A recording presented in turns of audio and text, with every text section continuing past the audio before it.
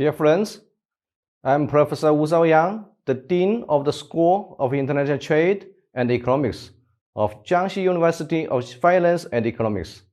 Start from now, we will have the course of China's foreign economic policies.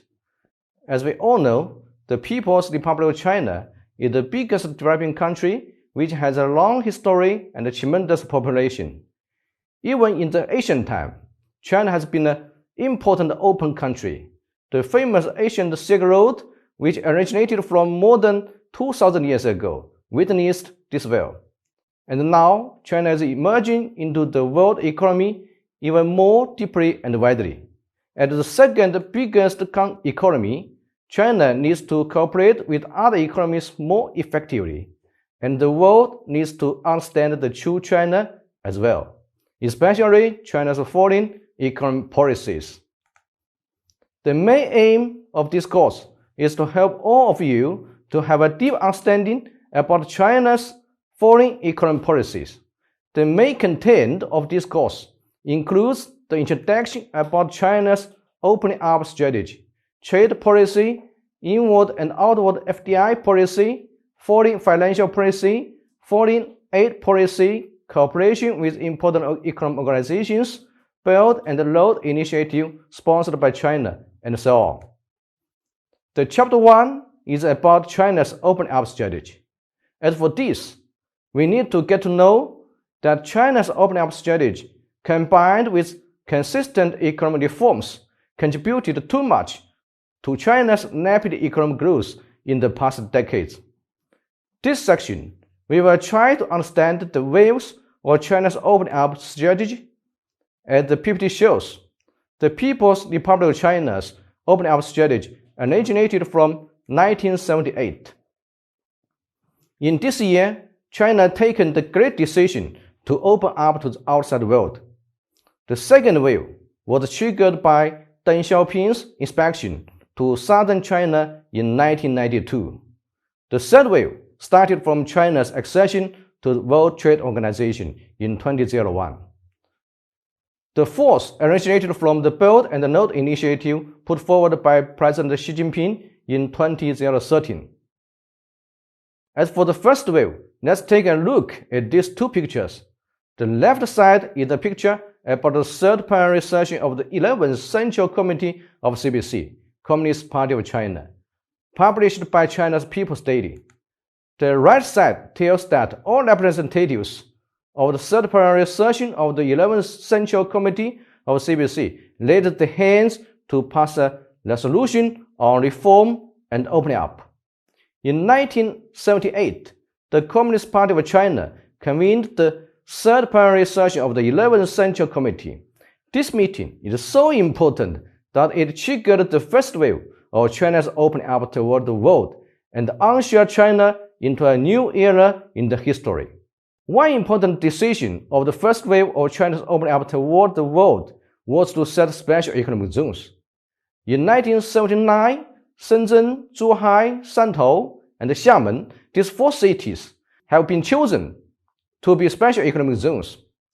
5 years later, in 1984, 14 other coastal cities, including Shanghai, Guangzhou, Dalian, Qingdao, Ningbo, and so on, have been chosen to set special economic zones as well.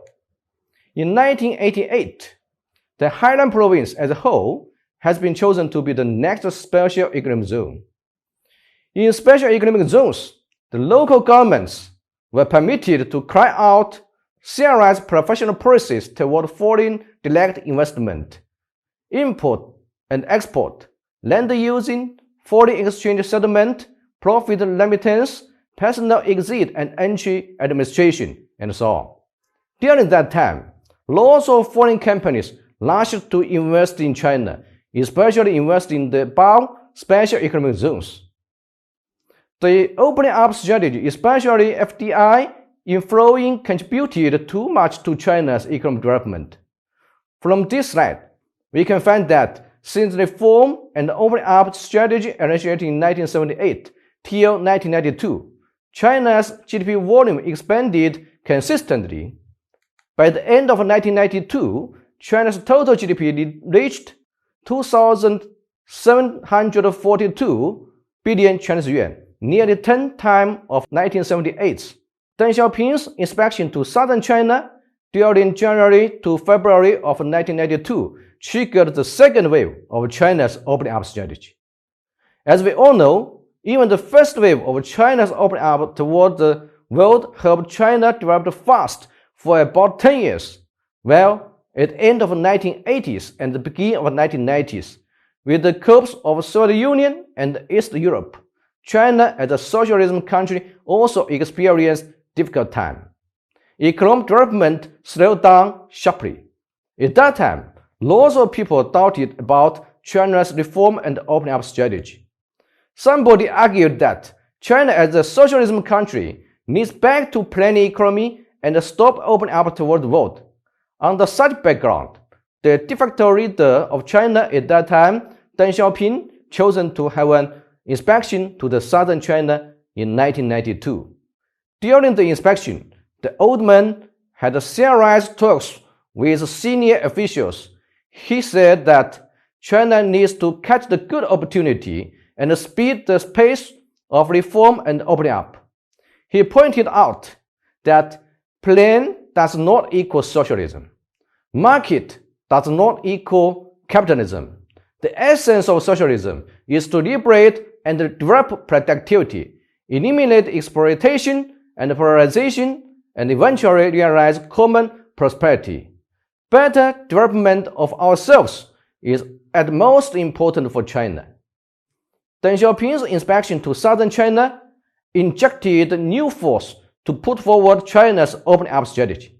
Since then, China's economy once again developed strongly. Until 2000, China's GDP exceeded 10 trillion Chinese yuan, which is 4 times of 1992's. The third wave of China's opening up strategy was triggered by China's accession to World Trade Organization. In 2001, China submitted application to the restoration of GATT contracting party status in 1986. When WTO substituted GATT in 1995, the negotiation is about China's accession to World Trade Organization. Since 1986 to 2001, the negotiation lasted for nearly 16 years. In November 2001, the negotiation came to the end, and China became the number 143rd formal member of the World Trade Organization. Why should China involve into the multilateral trade system, the GATT, and later WTO? One important reason is that accession to the multilateral trade system is a good way for China to merge into the world market, compete and cooperate with other economies. The accession to WTO means China should reinforce the market-oriented reform and open the market toward the world, and face more competition from outside. But what's the result of China's accession to WTO? The result is that lots of local companies gone bankrupt. Well, more and more local companies survived and became stronger and stronger. In 2009, China became the biggest merchandise exporter on the world for the first time. The fourth wave of China's opening up strategy was triggered by the Belt and Road Initiative, which is sponsored by China. What's Belt and Road Initiative? In fact, it's a combination of two conceptions. One is Silk Road Economic Belt, and the other is Maritime Silk Road of the 21st century. Both of these two ideas put forward by the President of the People's Republic of China, Xi Jinping, in 2013. The Belt and Road Initiative holds the banner of peaceful development highly, aims to reinforce the economic cooperation between China and the countries around the Belt and Road, and tries to create a community of common interests, destinies, and responsibilities among the countries around the Belt and Road jointly. It's a great contribution to the global governance and an important signal of China's higher level opening up. After that, China put forward serious import opening up policies, such as FTZ policy, setting China international import-export, forming RCEP with other 14 countries, and so on. During the time since 2013, China's economy developed vibrantly, even met lots of challenges, especially the COVID-19. In 2020, China is the only economy to keep positive economic growth rate among the main economies, and the GDP exceeds 100 trillion for the first time. Look forward for the future. We believe China will continuously to open up toward the world. The President Xi Jinping declared, China's door toward the world will never be closed. Adversely, China's open door will be wider and wider. We believe in the future, China will get more and more opportunity, and the world also will benefit from China's opening up strategy. That's all for this section. Thank you.